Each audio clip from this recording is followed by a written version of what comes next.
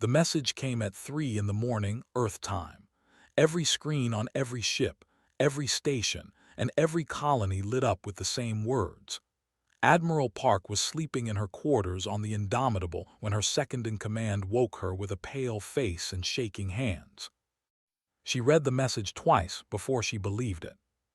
The Galactic Council of 12 Dominions had watched humanity spread across the stars for 300 years. They had watched humans build colonies on 17 worlds.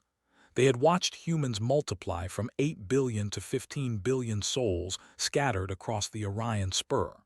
And now, they had decided that humans had no right to exist outside their birth planet. The message was simple and cruel. Humanity had 30 days to destroy their own ships, abandon their colonies, and return to Earth. If they refused, the Council would come and do it for them. Every man, woman, and child living beyond Earth would be killed. This was not a threat. This was a promise. Dressed quickly and walked to the bridge of her ship.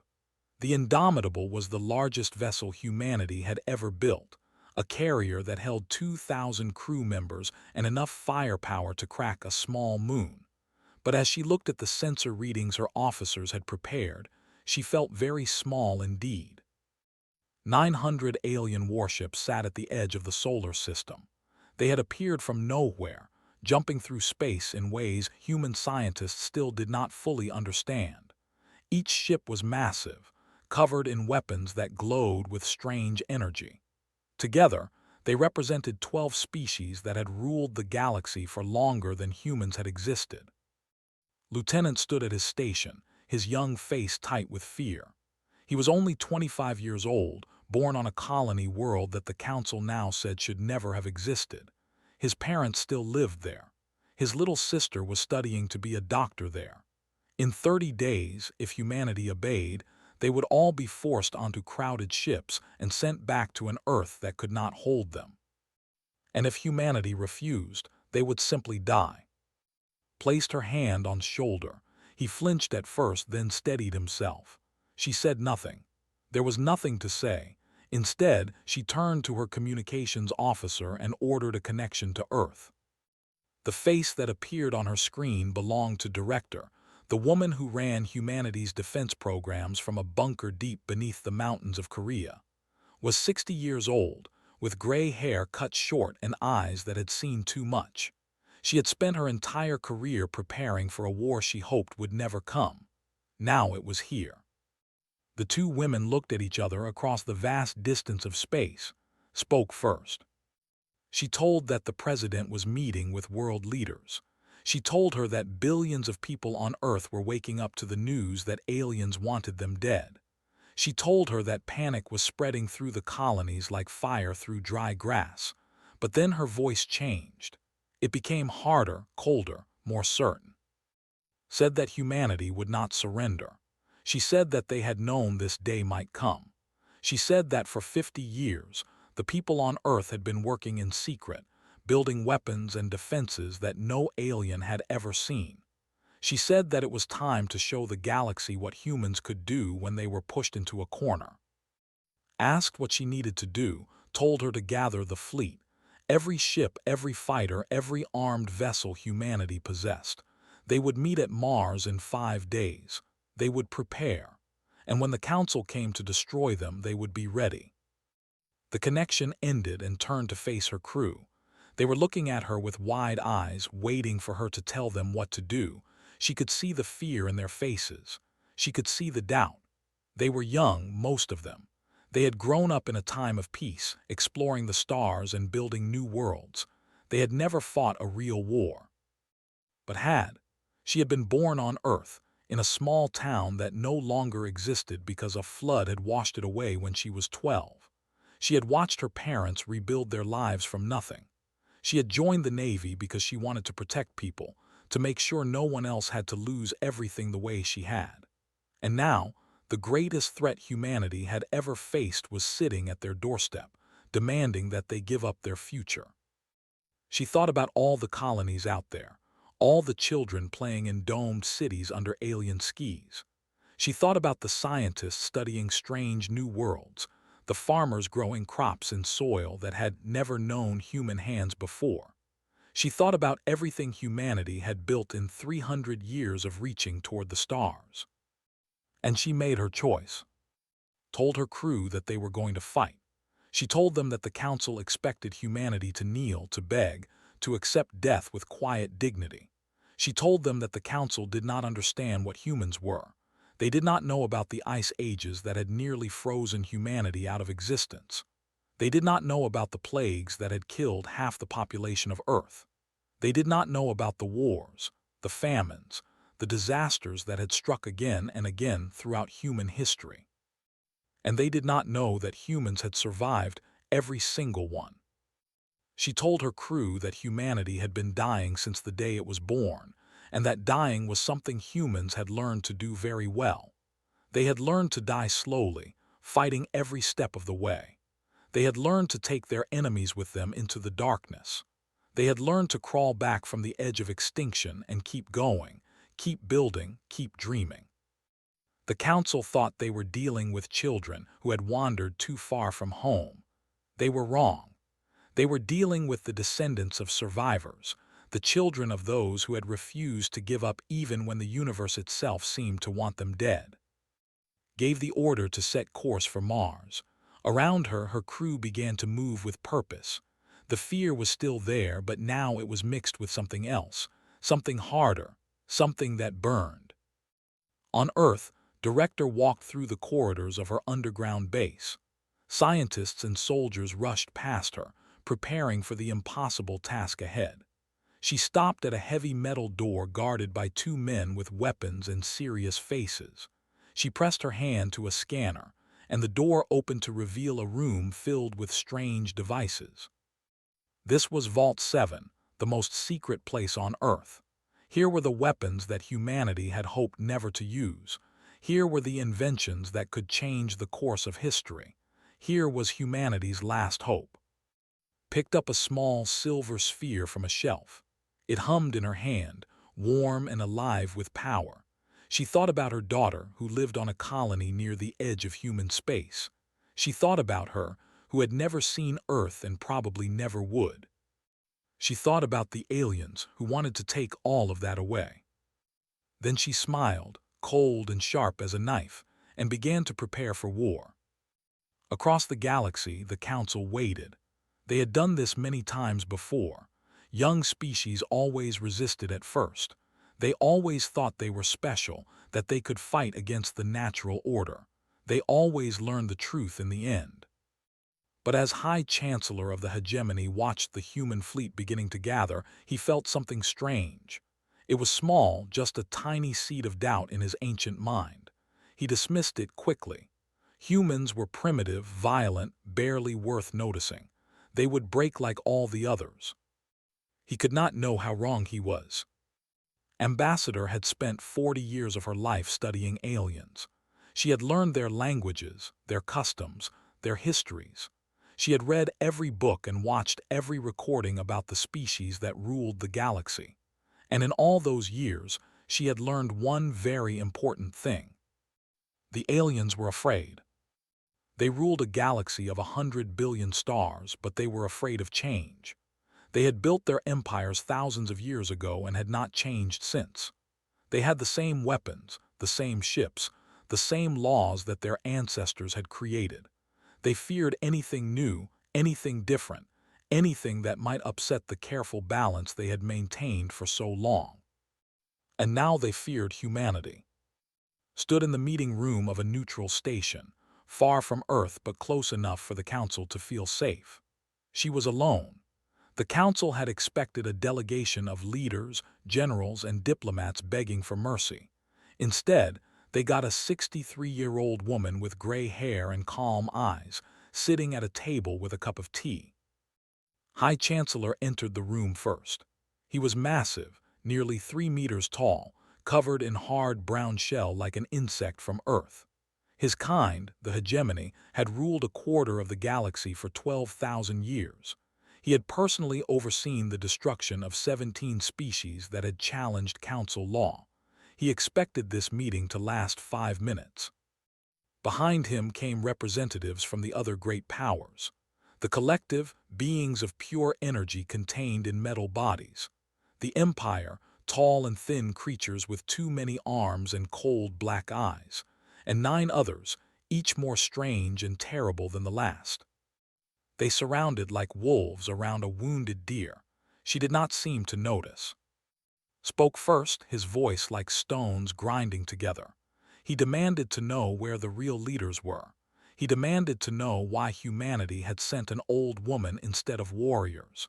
He demanded that she beg for her species. Took a sip of her tea. It had gone cold, but she did not mind. She looked up with the same expression she had used on rude students back when she was a professor. She told him to sit down. She had something to show him. Did not move at first. No one had ever spoken to him like this. He could have killed her with a single blow from his massive claws, but something in her eyes made him pause. There was no fear there, no desperation, only a strange, quiet confidence that he did not understand. He sat, activated the display built into the table. Images appeared in the air between them, glowing softly in the dim room. She began to speak. She told them about Earth. Not the Earth of today, with its great cities and clean skies. The Earth of long ago, when it was a wild and dangerous place. She showed them images of volcanoes that had blocked out the sun for years. She showed them ice that had covered half the planet. She showed them a great rock from space that had struck the Earth so hard that it killed almost everything alive. The aliens watched in silence. Some of them had never thought about where humans came from. They assumed that all species developed on safe, gentle worlds, protected from the worst the universe could do. They were wrong. Told them about the volcano that had erupted 74,000 years ago. It had thrown so much ash into the sky that plants could not grow. Animals died by the millions. Humans, still young and weak, had almost disappeared entirely. There were perhaps 10,000 of them left, scattered in small groups across a dying world. But they had survived. She told them about the ice ages, when frozen walls of white covered the land and food became so rare that people had to choose which of their children would eat. She told them about the plagues, diseases that swept across continents and killed so many people that there was no one left to bury the dead. She told them about wars fought with rocks and sticks, then with swords and arrows, then with weapons that could destroy entire cities in a single flash of light. Through all of it, humans had survived. One of the alien delegates, a lord named, interrupted her. He said that this was all very interesting, but it did not change anything. Humanity was still weak. Humanity still could not defeat the combined might of the 12 dominions. Humanity would still die if they did not obey. Smiled at him. It was not a friendly smile. She told him that he was missing the point. She was not telling them about human history to make them feel sorry for humanity. She was telling them so they would understand what humanity really was. Humans were not a species that had grown up in safety. Humans were survivors. Every person alive was descended from those who had fought through impossible odds and refused to die. That strength was written into their blood, their bones, their very souls. They had been practicing for extinction since the day they first stood upright. Leaned forward and looked directly at. She told him that his people had ruled the galaxy for 12,000 years because no one had ever truly challenged them. They had grown comfortable in their power. They had forgotten what it meant to fight for survival. Humanity had never forgotten. She told him that the Council had made a terrible mistake. They thought they were threatening a young species that would break under pressure, but they were not threatening children. They were threatening the descendants of those who had survived everything the universe could throw at them. Humans did not fear extinction. They had lived with it as a neighbor for 200,000 years. They had learned its shape, its weight, its smell, and they had learned how to beat it. Stood suddenly, his massive form blocking the light. He said that words meant nothing. He said that when the Council fleet arrived at Earth, they would prove which species was truly strong. He said that humanity would learn the cost of defiance. Did not stand. She did not need to. She looked up at the towering alien and spoke clearly so that every translator in the room could capture her words perfectly. She told him that she hoped he survived the coming days, because someone needed to go back and tell the rest of the galaxy what happened when you pushed humanity too far. She told him that humans did not know how to surrender. They did not know how to give up. When they were knocked down, they got back up. When they were beaten, they came back stronger. When they were killed, their children continued the fight. She told him that the Council was not giving humanity a deadline. They were giving humanity a challenge. And if there was one thing humans loved, it was proving that the impossible was possible. Stared at her for a long moment. Something cold moved in his chest. He had watched species beg and cry and bargain for their lives. He had never seen one smile at him like this, like they knew something he did not. He turned and left the room. The other delegates followed. None of them spoke. Sat alone in the empty chamber. She finished her cold tea and thought about her, about the colonies, about the future that humanity was fighting for. Then she stood, straightened her clothes, and walked out to prepare for war. The human fleet gathered around Mars like a swarm of angry bees protecting their hive. 200 warships, ranging from massive carriers to small, fast destroyers. It was the largest military force humanity had ever assembled, representing every nation on Earth and every colony among the stars. Admiral Park stood on the bridge of the Indomitable and watched her fleet come together. Ships arrived every hour, jumping through space from colonies light years away. Some of them had traveled for days without rest, pushing their engines to the breaking point. Their crews were tired and scared, but they had come anyway, because staying away was not an option. Lieutenant worked at his station, coordinating the arrivals. He had not slept in 3 days. Dark circles hung under his eyes and his hands shook slightly as he typed. But every time a new ship appeared on his screen, he smiled. Every ship was hope. Every ship was another chance. On the other side of the bridge, Commander O studied the enemy fleet through long-range sensors. 900 Council ships still waited at the edge of the solar system. They had not moved since delivering their ultimatum. They were waiting, like cats watching mice, confident that their prey had nowhere to go. Was 30 years old and had been a tactical officer for 8 years. She had run thousands of simulations against alien opponents. In most of them, humanity lost badly. The Council ships were bigger, faster, and carried weapons that human shields could barely slow down. On paper, this battle was already over. But it also studied history.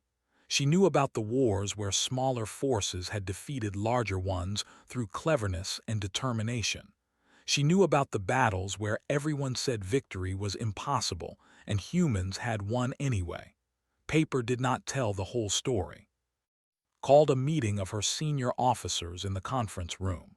They gathered around a table, their faces lit by holographic displays showing enemy positions and weapons data. Chief Engineer Moon was the first to speak.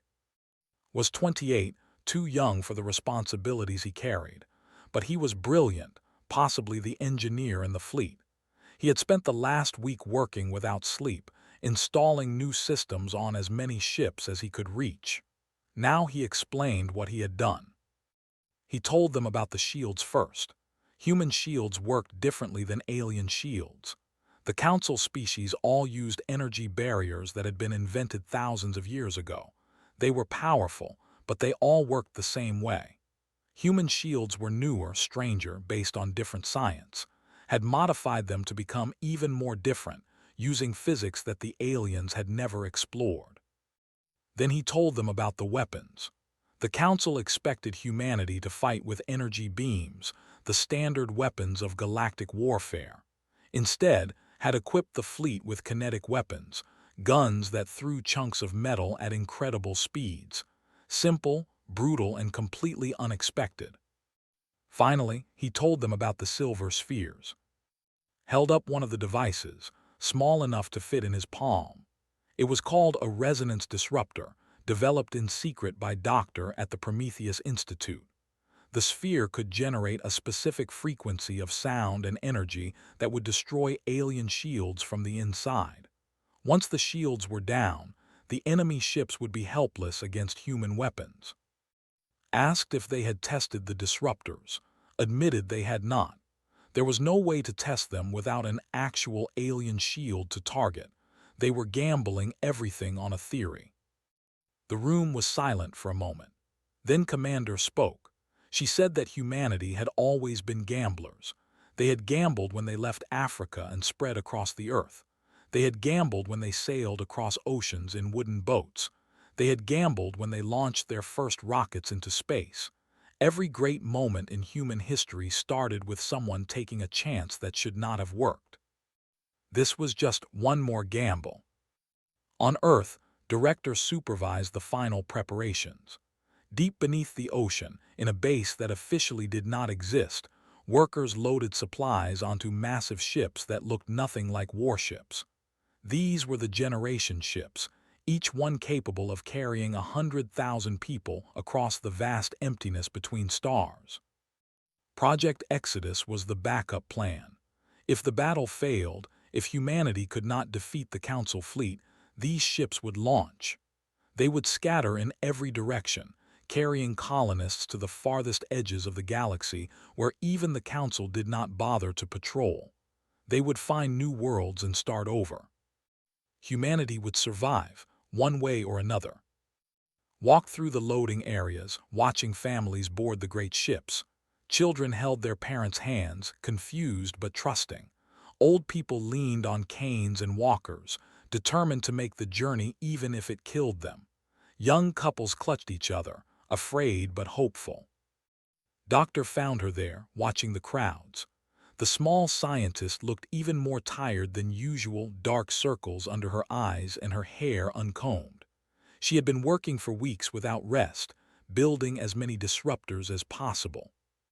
Told that she had made 400 spheres. It was not enough for every ship in the human fleet, but it would have to do. She had sent them to Mars an hour ago. Now there was nothing left but to wait and hope. Thanked her, she said that whatever happened next had given humanity a chance. That was more than anyone could ask. Shook her head. She said she had done nothing special. She was just a scientist who had been given a problem to solve. The real heroes were the soldiers who would carry her weapons into battle. The real heroes were the colonists who were leaving everything behind to start over on distant worlds. The real heroes were the billions of ordinary people who were facing extinction with courage instead of despair.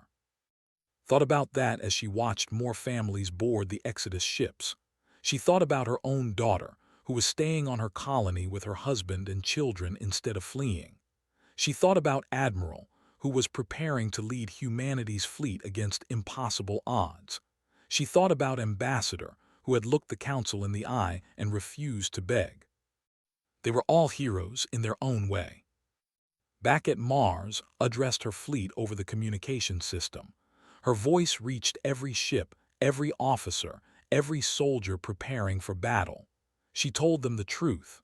She told them that the enemy was stronger, that the odds were against them, that many of them might not survive the coming fight. But she also told them why they were fighting. They were fighting for their colonies, their families, their future. They were fighting because surrender meant death, not just for them but for everything humanity had built. They were fighting because that was what humans did when someone tried to destroy them. She told them about the ice ages and the plagues and the wars. She told them about all the times humanity should have died and did not. She told them that they carried the strength of every survivor who had ever lived inside them. That strength was their birthright, their inheritance, their greatest weapon. The enemy thought humanity was young and weak. The enemy was about to learn the truth. 3 days later, the Council fleet began to move toward Earth, and humanity's fleet rose to meet them. The Council fleet moved through space like a great wave of death. 900 ships in perfect formation, arranged in patterns that had not changed in 12,000 years. They did not need to change. No enemy had ever survived long enough to force them to adapt. High Chancellor watched from the command deck of his flagship, the Eternal Judgment. It was the largest ship in the fleet, covered in weapons that could crack planets. He had commanded this vessel for 300 years and had never lost a battle. He did not expect to lose this one. The human fleet was gathered around their third planet, the blue world they called Earth. 200 ships, small and primitive compared to his armada, almost felt sorry for them. Almost. He gave the order to attack. 900 ships opened fire at once.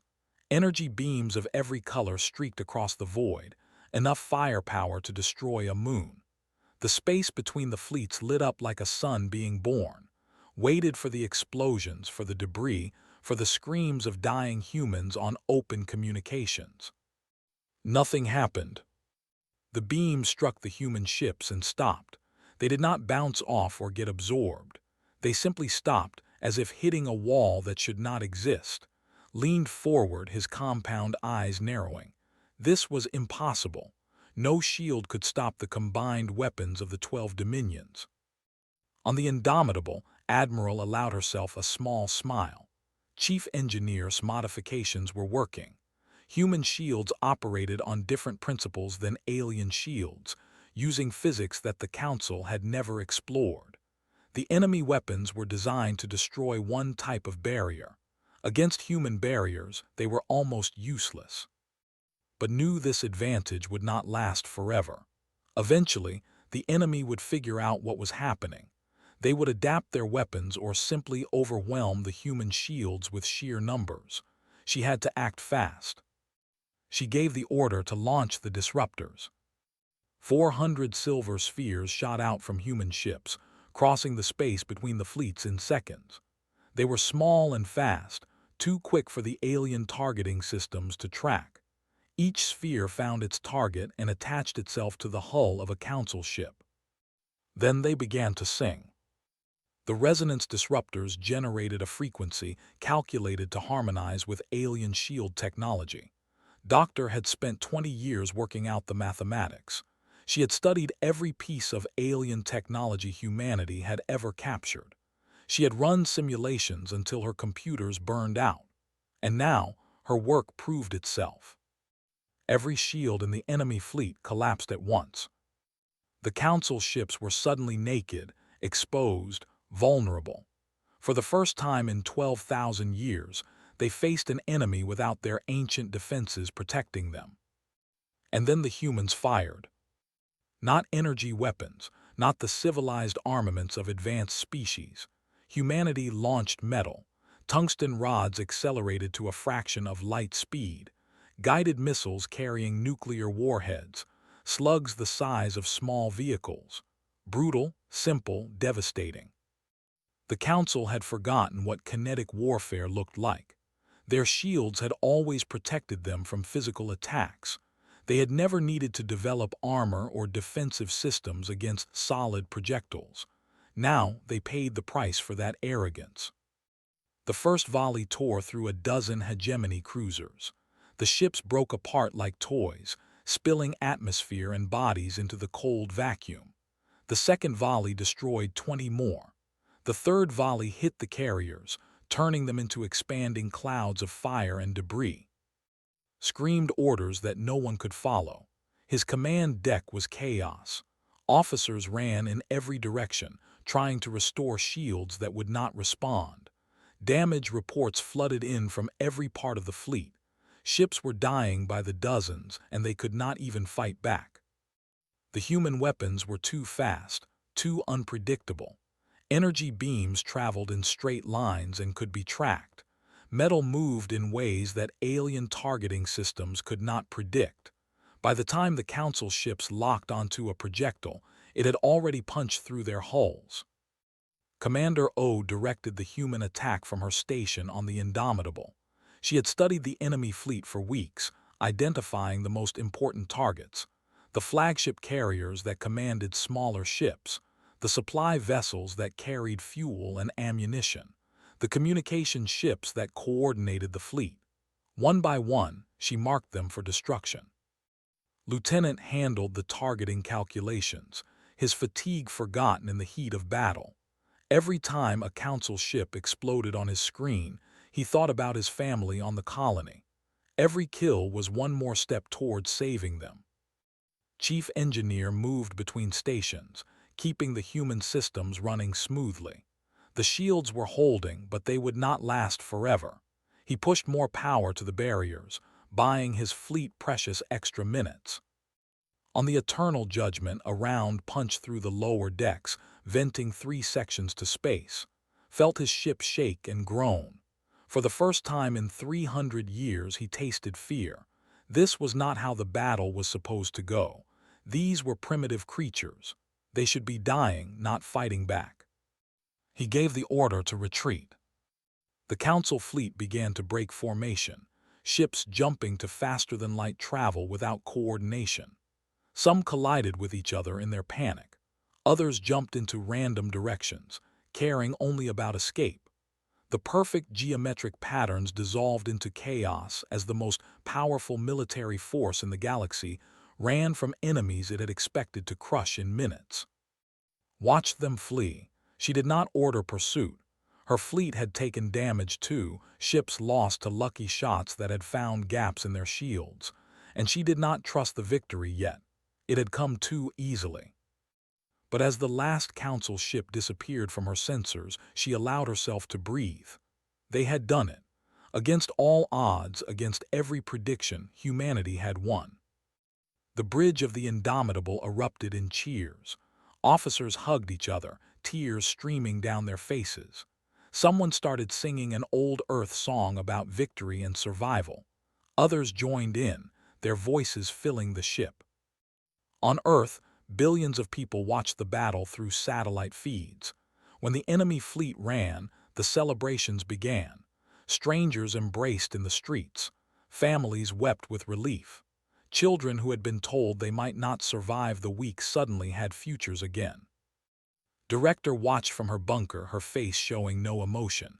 She was thinking about what came next. The battle was won, but the war was not over. The Council would return with more ships, more weapons, more determination to destroy humanity. This victory had bought them time, nothing more. But time was enough. Time meant they could build more ships, train more soldiers, develop more weapons. Time meant they could prepare for the next attack and the one after that. Time meant survival. Aboard the Eternal Judgment, limping toward friendly space with half its crew dead, High Chancellor sat alone in his damaged command center. He stared at nothing, replaying the battle in his mind. He had been so certain of victory, so confident that humanity would break like all the others.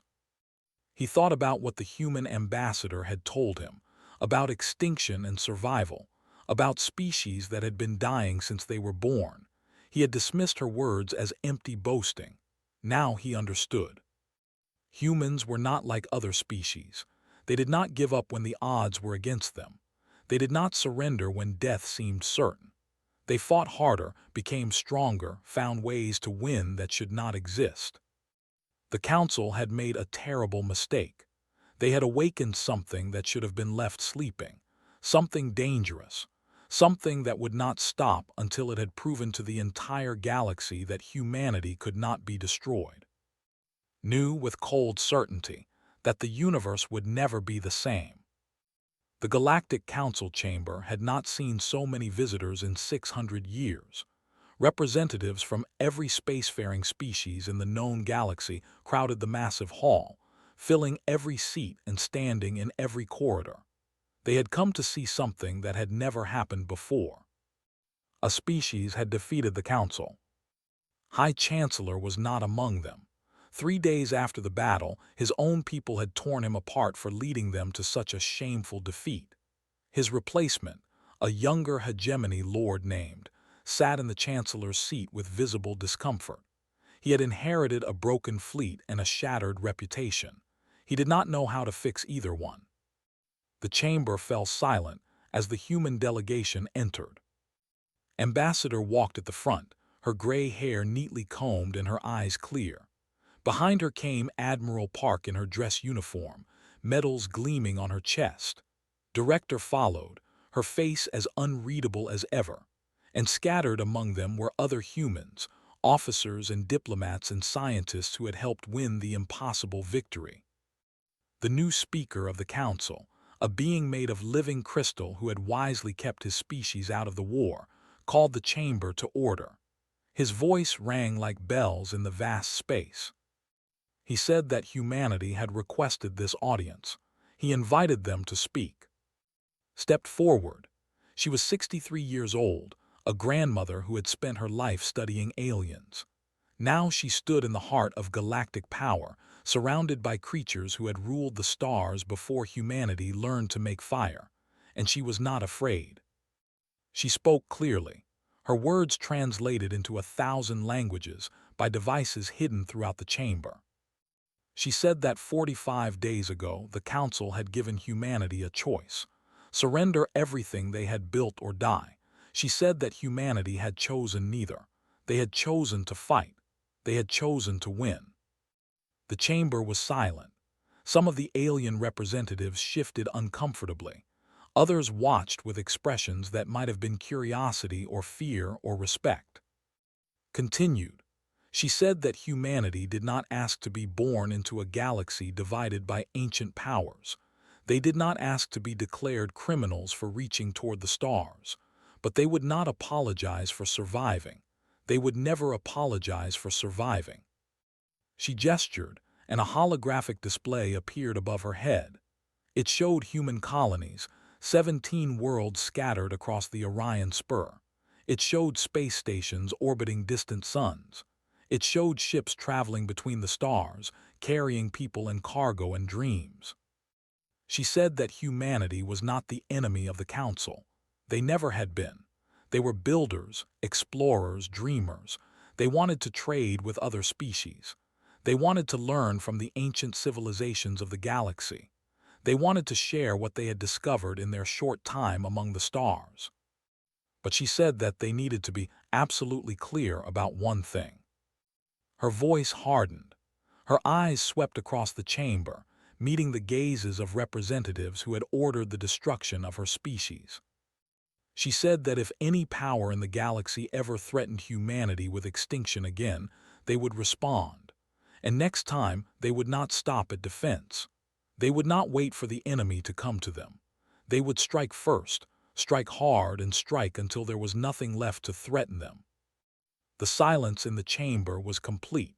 Even the translators seemed to hesitate before passing on her words. She said that humanity had been called primitive. They had been called violent. Perhaps those accusations were fair. Humans had evolved on a death world, surrounded by predators, ravaged by disasters, tested by catastrophes that would have destroyed any other species. And they had survived. They had conquered that death world and made it their home. She asked the chamber to consider what that meant. If humans could do that to their own planet, what did they think humans would do to anyone who threatened their children? Admiral stepped forward to stand beside. The veteran officer looked out at the assembled aliens, the creatures who had sent 900 ships to destroy her people. She spoke quietly, but her words carried throughout the chamber. She said that humanity did not want war. War was terrible. War was costly. War killed the innocent along with the guilty. But she said that humanity had learned something important in their long and bloody history. Peace was not given. Peace was earned. Peace required strength. Peace required the willingness to fight for what mattered. Humanity was willing to fight. They had proven that. Now they offered peace instead. Director spoke last. She talked about the generation ships that had been prepared to flee if the battle was lost. She talked about the colonists who had been ready to scatter to the edges of the galaxy and start over. She talked about the absolute determination of humanity to survive, no matter the cost. She said that the Council could accept humanity as partners or watch them build their future anyway. The choice was theirs. Then the human delegation stood together, waiting for a response. The chamber erupted in noise as 100 species discussed what they had heard. Some were angry, some were afraid, some were impressed. The politics of the galaxy were shifting, old alliances breaking apart and new possibilities emerging. Chancellor raised one massive claw for silence. The noise gradually died away. He spoke slowly, choosing his words with care. He admitted that the Council had made errors. He admitted that humanity had proven their strength. He said that perhaps it was time for the 12 Dominions to reconsider their ancient laws. It was not surrender, it was not an apology, but it was a beginning. Nodded once, accepting the offer for what it was. She said that humanity looked forward to working with the Council as equals. She said that together, the old powers and the new could build something better than either could alone. Then she turned and walked toward the exit, her delegation following. At the door, she paused and looked back one final time. She said that she hoped the Council would remember this day, not because humanity had won a battle, but because the galaxy had changed. The old order was ending, something new was being born. And she smiled, the same cold smile she had shown Chancellor before the war began. She said that humanity had been practicing for extinction since they climbed down from the trees. They had gotten very good at surviving. She hoped the rest of the galaxy would not need to learn the same lessons the hard way. The doors closed behind her. In the years that followed, everything changed. Humanity expanded through the Orion Spur and beyond, trading with species that had once been enemies and making allies among those who had been neutral. Human technology spread through the galaxy, kinetic weapons and resonance disruptors appearing in fleets that had relied on ancient energy weapons for. And everywhere humans went, they told stories. Stories about ice ages and plagues. Stories about wars and disasters. Stories about a species that had been dying since the day it was born and had refused to stop fighting. The galaxy learned to respect those stories. They learned to respect the strange, violent, determined creatures who had crawled out of the mud of a death world and reached for the stars. Because humanity had taught them something important. Extinction was not the end. It was just another challenge to overcome. And humans never stopped overcoming. On Earth, in a small house near the mountains of Korea, Ambassador sat in her garden, drinking tea and watching her play. They were laughing, chasing each other through the flowers, unaware of how close they had come to never existing. She thought about the future that stretched before them, the colonies they would visit, the aliens they would meet, the wonders they would discover. All of it was possible because humanity had refused to give up. She raised her cup in a silent toast to every survivor who had ever lived, every ancestor who had fought and bled, and died so that their children could have a chance. Then she smiled and went back to watching the children play. The galaxy was theirs now, and they were just getting started.